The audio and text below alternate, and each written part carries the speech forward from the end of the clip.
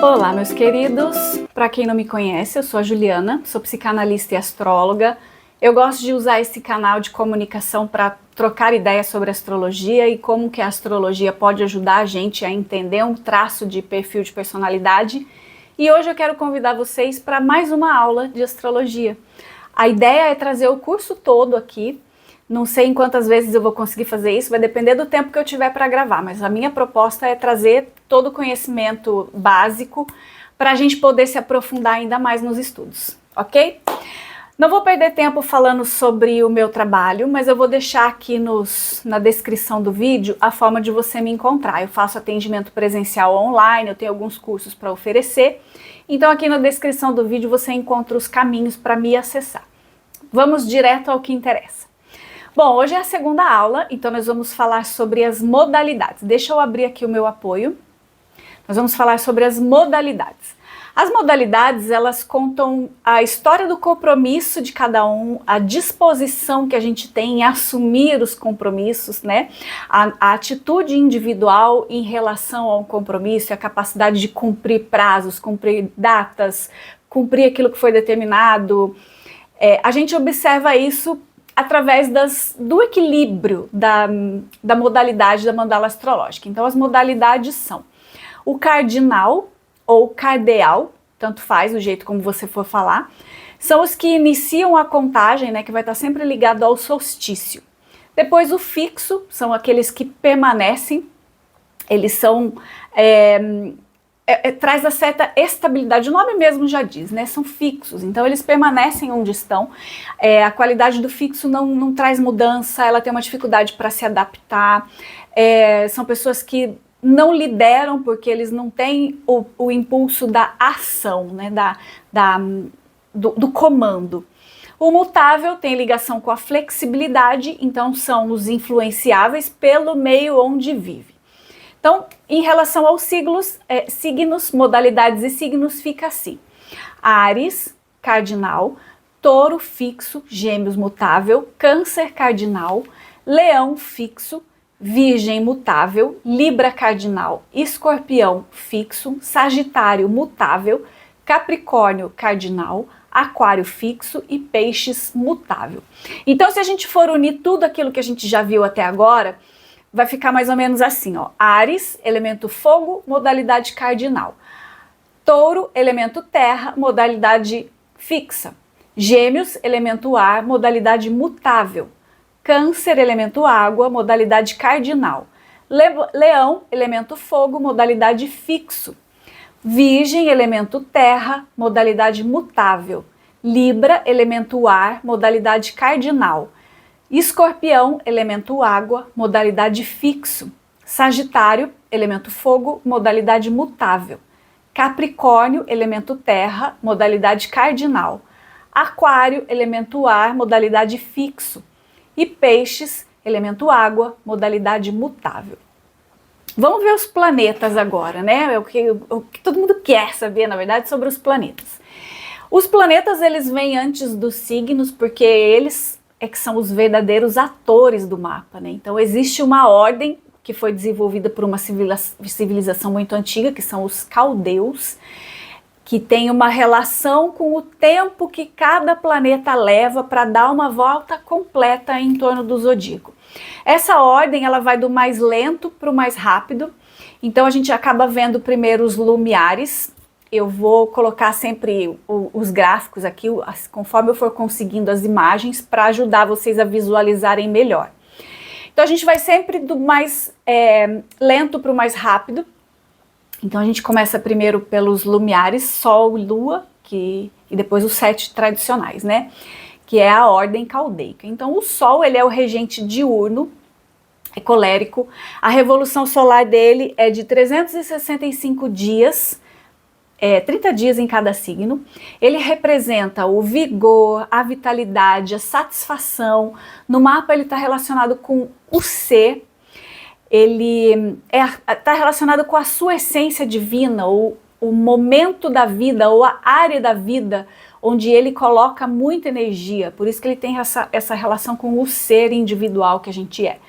O Sol, ele aponta no mapa uma área que existe sim uma possibilidade de realização, mas que exige também muita dedicação da pessoa, tanto da área, né, da casa astrológica que ele está ocupando, quanto até do próprio signo, que a gente vai falar disso mais lá na frente. A impressão que ele tem dentro do signo, né, ele exige muito conhecimento do próprio signo solar, para que a pessoa não vibre somente no lado negativo do próprio signo. Mas eu vou falar bastante disso lá na frente. O signo solar é aquilo que a gente veio buscar em essência, né? Porque de verdade a gente não domina aquelas habilidades daquele signo, né? E é por isso que é muito importante a gente conhecer o oposto complementar de cada signo, para que a gente possa desenvolver nas duas direções, entendendo o lado luminoso e entendendo o lado sombrio. Porque aquilo que a gente não domina, o alheio domina. Então, se eu não domino a minha própria sombra, é muito provável que a minha própria sombra acabe dominando as minhas atitudes. Então, o ideal de você conhecer o seu signo solar é conhecer também o oposto complementar dele, porque é bem provável que a sua sombra esteja mais ligada naquele comportamento do oposto. No corpo físico, ele vai representar o coração, a visão e o cérebro. A lua. A lua ela é diurna, fleumática, regente de câncer, a revolução dela é a cada 28 dias, representa o feminino, a mulher, a mãe, a esposa, a namorada, o passado, a sensibilidade, a popularidade também a gente vê através da lua, a imaginação, a memória, o lar, que mais? A pátria, é a lua que forma os sentimentos, né? Na verdade é através da lua que a gente demonstra o sentir. Então a lua ela aponta no mapa aonde que está a sua ligação com a sensibilidade, o afeto, com o passado, com os laços sentimentais que você estabelece. Por isso que o humor também acaba tendo uma referência na lua. Muitas vezes eu vejo pessoas falar que procuram o humor através do Mercúrio. O Mercúrio ele é a comunicação. O humor, que é a forma de sentir e de expressar aquilo que está sentindo. Isso a gente enxerga através da lua.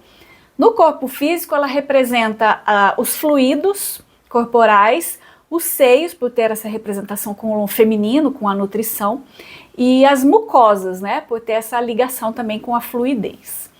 O Mercúrio ele é regente do signo de Gêmeos e de Virgem.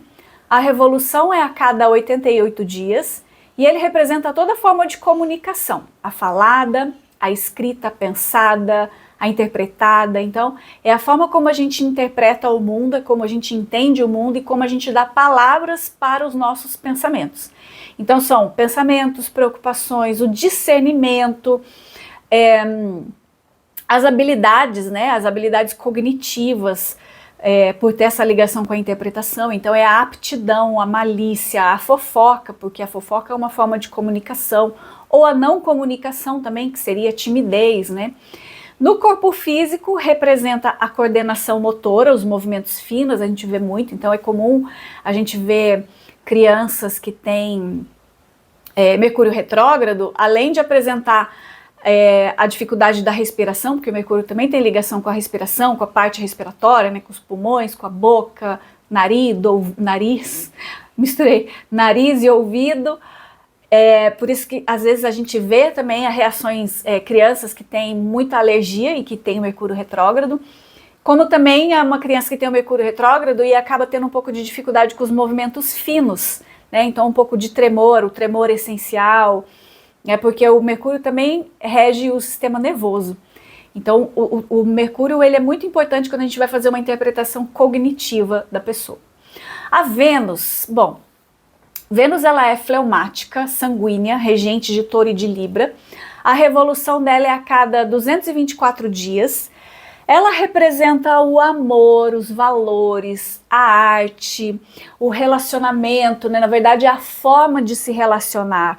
E a forma de se relacionar não só com pessoas, mas com tudo, né? Com coisas, com valores, com dinheiro, com posses, com como você se relaciona com a vida. Então ela tem ligação também com a sedução, com o erotismo, com a festa, porque ela tem ligação com o prazer de viver. Então tem essa ligação com as festas, com as paqueras, com a estética, por causa da questão relacionada com a beleza, com a moda, com a harmonia. Então tudo relacionado com o encantamento, com a vaidade, com a beleza, tem ligação com Vênus. No corpo físico, ela pode representar o rim e o aparelho reprodutor, e a gente também vê algumas questões relacionadas a doenças venéreas a Vênus, mas eu tenho visto cada vez mais doenças venéreas estarem relacionadas com a Lilith, tá? A gente vai falar da Lilith, vai ter um momento que eu vou falar só sobre a Lilith, porque ela é bastante difícil. Então eu vejo bastante ligação das doenças venéreas com a Lilith também, mas na Vênus a gente inclui aqui na questão, certo? Marte ele é noturno, colérico, regente de Áries e corregente de Escorpião. A revolução dele é a cada 1 ano e 10 meses, representa a agressividade, a violência, a força, coragem, competição, o impulso, né? O estresse, a virilidade, a iniciativa, o empreendedorismo por conta da questão da iniciativa, né? No lado mais difícil pode representar a intolerância, a impaciência ou a dificuldade com a própria assertividade, com a própria expressão da raiva também. No corpo físico, ele representa o tórax, os músculos, o sangue e a tolerância à dor. Júpiter é diurno, regente de Sagitário e corregente de Peixes, tem a revolução a cada 12 anos, representa a arrogância, a honestidade, a capacidade de ter fé e também de julgar, né? Porque ele acaba sendo o representante ali da casa 9. Quando a gente for falar sobre as casas, isso vai fazer mais sentido do porquê que o julgamento está relacionado com Júpiter e não com Mercúrio. Mas a capacidade de julgar a gente enxerga em Júpiter. O desequilíbrio, porque como ele é expansivo, então o desequilíbrio também a gente vê em Júpiter. Então a ostentação, a justiça ou a falta da justiça, o excesso de expectativas, o excesso de opiniões impositivas, o moralmente polido, a religiosidade também, o desprendimento com a estabilidade, o que tem a ver com as aventuras, com viagens longas, com conhecimento, com as leis, com as línguas, com a expansão. Júpiter expande. No corpo físico, tem relação com as nádegas, com o suor, com o pâncreas, com a tireoide e também com o acúmulo ou a falta de gordura. A questão relacionada com a gordura. Saturno ele é diúnico, melancólico, regente do signo de Capricórnio e corregente de Aquário. A revolução dele é a cada 29 anos e meio. Representa o bloqueio, a limitação, a escassez, a perda, a burocracia, a dificuldade, o amadurecimento, o tempo, a maturidade, a perseverança, a estruturação, a paciência, as conquistas, que mais? O compromisso, o envelhecimento, a deteriorização, os obstáculos, né? E consequentemente as crises, porque as crises ela vem em consequência dos obstáculos, os medos, a tristeza, a depressão também, dependendo da situação desse Mercúrio, a gente pode enxergar, desse Saturno, a gente pode enxergar. No físico, ele representa os ossos, os dentes, as unhas e as articulações. Urano ele é regente do signo de Aquário. A revolução dele é a cada 7 anos. Ele representa a originalidade, a intuição, o coletivo, a rebeldia, o imponderável, o imprevisível, a ruptura, a criatividade. Por ele ser também um transpessoal, ele não vai ter ligação com o físico, tá? Mas com o corpo mental e com o corpo espiritual. Então, eu tenho aqui no canal um vídeo que fala só sobre a importância dos planetas transpessoais, principalmente quando a gente vai fazer interpretação de perfil de personalidade, porque a gente, quando vai buscar entender questões geracionais e questão de padrão que se repete e, consequentemente, um perfil de personalidade que tem lá as raízes da matriz, tanto familiar quanto da própria matriz espiritual, é importante demais a gente conhecer sobre os planetas transpessoais, porque são eles que estão além da superfície. Eu tenho um vídeo aqui no canal, ele é até uma aula introdutória do curso que fala sobre psiquiatria e espiritualidade dentro dos transtornos emocionais. Então eu recomendo que vocês assistam. Também é um vídeo bastante longo, mas eu explico bastante sobre essa importância da gente conhecer bem os planetas transpessoais, tá? Vamos para Netuno. Gente, eu adoro falar de Netuno. Netuno, ele é regente do signo de Peixes, a revolução dele é a cada 13 anos, mais ou menos. Ele representa a imaginação, a percepção, a fantasia também, a espiritualidade, tem a ver com a benevolência, com a criatividade, com a compaixão, mas também tem a ver com o escapismo, com a busca por uma divindade que às vezes foge da realidade, né? Então é aquela coisa que é meio intangível, que existe mas não existe, que existe mas ninguém consegue explicar. É por isso que tem essa questão relacionada com o devaneio também, o Netuno, né? Então a gente não consegue separar o Netuno da questão da espiritualidade, mas para mim um tripé importante relacionado com o Netuno é aquela que eu sempre falo nos meus vídeos, que é sobre criatividade, espiritualidade e loucura. Essas três coisas, elas andam de mãos dadas e elas não podem se separar. Elas têm que estar em equilíbrio para que a gente possa trabalhar com os lados positivos da melhor maneira, desde que isso não vire um delírio, desde que isso não vire um devaneio, certo? Também, por ser um transpessoal, ele não tem ligação com o corpo físico, mas com o corpo mental e com o corpo espiritual. Plutão, também adoro falar de Plutão. Plutão, ele é regente de Escorpião, a revolução dele é a cada 20 anos, mais ou menos, porque ele fica muito tempo retrógrado, tá, gente? Então não tem como eu dar uma exatidão do tempo que ele fica em cada signo, né, ou o tempo que ele leva para dar uma volta completa, mas em média é a cada 20 anos, tá? Em média. Ele representa a destruição, a transformação, a tensão, a agressividade, mas não tanto quanto a agressividade de Marte.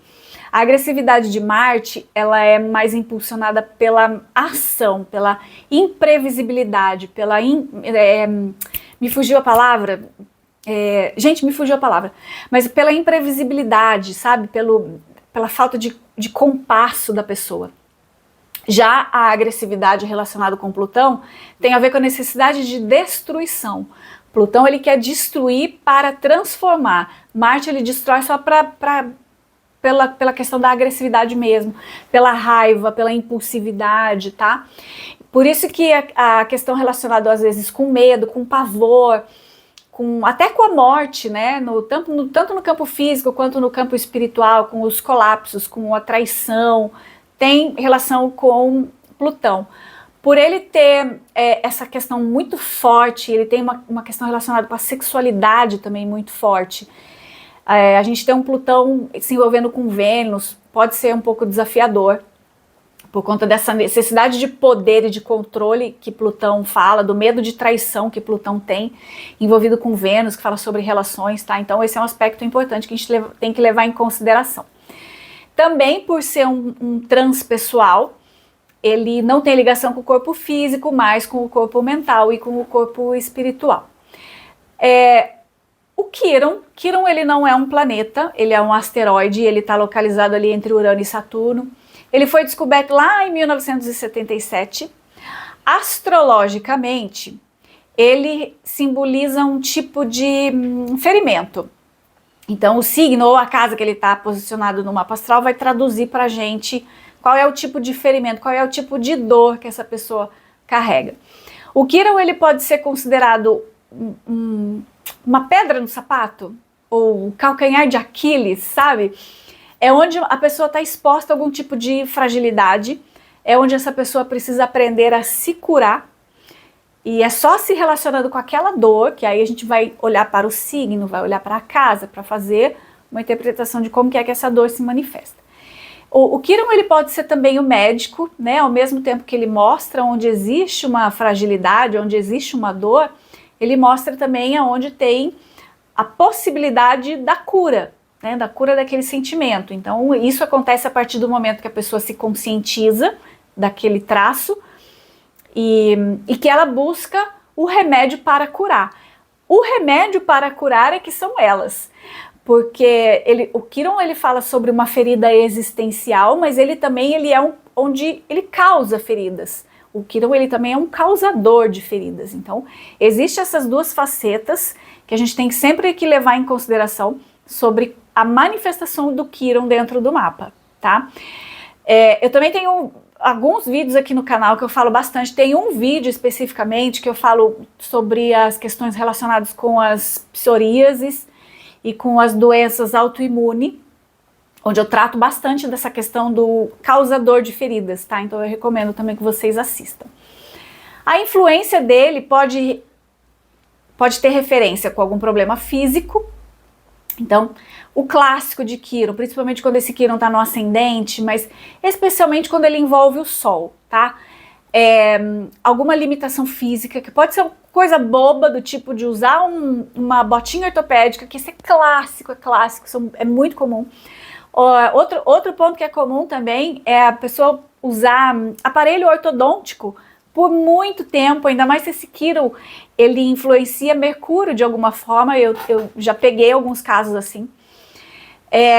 Enfim, questões físicas, doenças físicas, pode ser uma ferida que não cicatriza, então pode de repente em algum momento já aconteceu também comigo, de ter relação com a diabetes gestacional, a criança que já nasceu com a diabetes, né? E a diabetes a gente sabe que ela tem essa dificuldade da cicatrização, e quando ela está em desequilíbrio, é uma ferida que não se fecha. Então essa ferida que não se fecha, ela pode ser tanto fisicamente mesmo, algo palpável mesmo, quanto é uma ferida emocional que não se fecha, certo? Bom, a Lilith, é muito difícil falar sobre a Lilith, né? Primeiro porque não existem muitos estudos, os que existem eles acabam sendo muito repetitivos e falando a mesma coisa. O que eu sei da Lilith é mais sobre a minha experimentação mesmo dentro do consultório. Astrologicamente, a gente pode interpretar ela como uma obsessão ou como uma manifestação de uma criatividade. E aqui a criatividade, ela não está só relacionada com o lado artístico, tá? Mas também com a forma de manifestar alguma coisa. Todas as vezes que eu manifesto alguma coisa, eu estou criando alguma coisa. Eu estou materializando algum desejo. Então, esse é o lado da criatividade também relacionado com a Lilith, tá? Porque ela tem esse traço do instinto mais grosseiro, do instinto mais animal, quando ela está vibrando para o lado negativo. Agora, quando a pessoa se torna consciente daquelas questões ali da Lilith, ela já pode trazer essa relação com a obsessão, com a criatividade, com a materialização para um lado mais luminoso.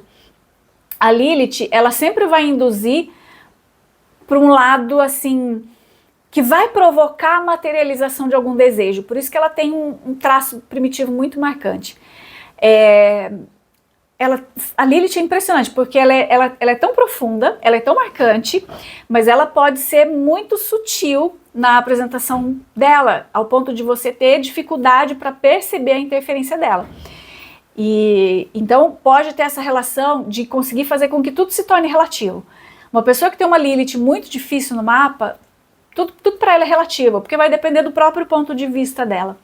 Então, dependendo do que acontecer, ela vai dar um jeito de relativizar as coisas para que façam sentido. Então ela tem essa questão relacionada com a impotência em todos os aspectos, tanto no campo da sexualidade, quanto no campo da ação, da atitude, da submissão. A relação com a promiscuidade, do mesmo sentido, tanto no campo de ser vítima de promiscuidade alheia, quanto da própria tendência promíscua ao ponto de despersonalizar a pessoa, ao ponto da pessoa em cada ambiente se apresentar de uma forma. Isso tudo vai depender de como que essa Lilith está. Por isso que a Lilith é um caso à parte e que a gente precisa estudar ela em à parte, certo? A dinâmica de ação dela pode ser às vezes drástica, mas também subversiva. Subversiva no sentido de se mostrar através de um complexo, por exemplo. Um complexo de inferioridade, um ressentimento, uma forma meio impessoal de mostrar. Mas ao mesmo tempo, quando essa pessoa tem um acesso bacana da própria Lilith, ela consegue ter uma objetividade do quanto que ela pode ser intelectual, do quanto que ela pode ser objetiva, do quanto que ela pode ser, assim, direta, sabe? Ao ponto de conseguir se apresentar de uma maneira criativa, no ponto de materializar alguma forma de pensamento de um jeito objetivo. Eu acho que a melhor maneira da gente trabalhar os problemas causados pela Lilith é procurar sempre essa objetividade. A impessoalidade não ajuda muito, fazer de conta que aquele traço ali não existe, a dificuldade de tomar uma decisão, de tomar um partido, de assumir uma liderança, é um lado que a gente pode escorregar relacionado com a Lilith. Então é até a questão da consciência social mesmo, da consciência coletiva, do quanto que a gente pode se impregnar com aquele traço de comportamento que a partir do individual contamina o ambiente todo. No corpo humano, ela tem uma relação com o ar, né, com a circulação. Na verdade, assim, o Mercúrio de Gêmeos, o planeta Mercúrio, né, que eu acabei de falar, ele tem essa ligação com a comunicação. Então a parte respiratória tem a ver com o Mercúrio, por isso que é comum a gente ver as alergias. No caso da Lilith, a relação dela com o ar tem a ver com a circulação do ambiente. Então, nesse caso, com a circulação do ar, certo? Então, nesse caso, teria a ver com asfixia, com estrangulamento ou com hiperventilação. Então, dependendo de como essa Lilith está no mapa, a gente encontra ali traços de uma tendência de algum sofrimento com essas coisas. Dependendo de como essa Lilith está também, a gente consegue perceber a possibilidade porque a Lilith, ela fala de alguma coisa muito profunda. Então, alguma coisa relacionada ao cheiro, mas não um cheiro agradável, talvez às vezes um cheiro mais fétido mesmo, né? Como os odores, né? Os pruridos, aquela respiração pela boca que solta um hálito, e essa questão da movimentação do ar. Né? Então, a gente, dependendo de como está essa Lilith, a gente pode trazer uma análise para esse tipo. E também, por ela ter essa conotação sexual muito forte, a gente vê questões relacionadas com abusos, com aberrações sexuais, eu não posso falar, né? Então vou escrever aqui a palavra, mas com a interrupção da vida no ventre, controle da natalidade também, com as obsessões, com as compulsões também, a gente pode fazer uma interpretação através dessa Lilith. Ela vai mostrar no mapa astrológico de cada um ponto de insatisfação. E olha, gente, falar sobre ela é bastante complexo, eu precisaria de um vídeo só para falar sobre ela, só para falar sobre Quiron. E eu também tenho aqui num dos vídeos anteriores, eu acho que é num vídeo que eu falo sobre o abuso, onde eu abordo bastante essa questão da Lilith, então eu acho que é interessante para você conhecer um pouco mais. Bom, eu vou encerrar esse por aqui. E a gente se vê no próximo, nós vamos falar sobre os signos. Até mais, tchau!